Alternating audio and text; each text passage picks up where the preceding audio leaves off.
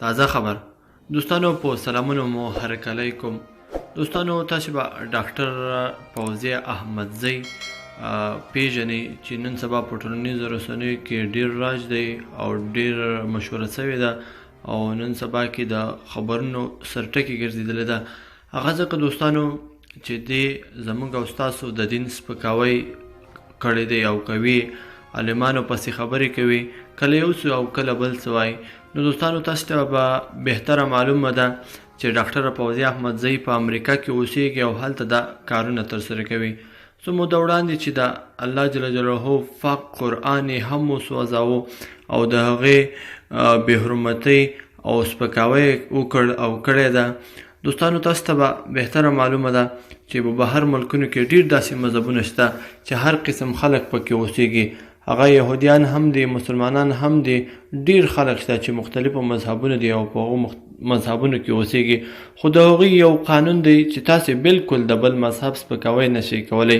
نو که تاسو چیرته د بل چا یا د بل کوم مذهب سپکاوی وکړ نو تاسې به محاکمه کیږئ او جیل یعنې بندیخانې ته به ځئ. دوستانو تاسو خپله هم وکتله چې څه وخت مخکې فوزیه احمدزی د قرآن مجید سپکاوی کړی و، نو د هغه جای یا د امریکا مسلمانانو هغه راوخوځېدل، مظاهرې او احتجاجونه یې وکړل د فوزیه احمدزی په خلاف باندې او په 11 د سپټمبر باندې ډاکټر فوزیه احمدزی د پولیسو لخوا ونیول شوه او اوس مهال هغه په جیل یعنې بندیخانه کې ده. نو دوستانو اوسه پورې محکمې ته نه ده وړاندې شوې، یوازې جیل ته بول شوې ده، خو انشاءالله ډیر زر ده چې محکمې ته به هم وړاندې شي. کله چې محکمې ته وړاندې شي نو هغه معلومات به هم زه تاسو سره شریک کړم.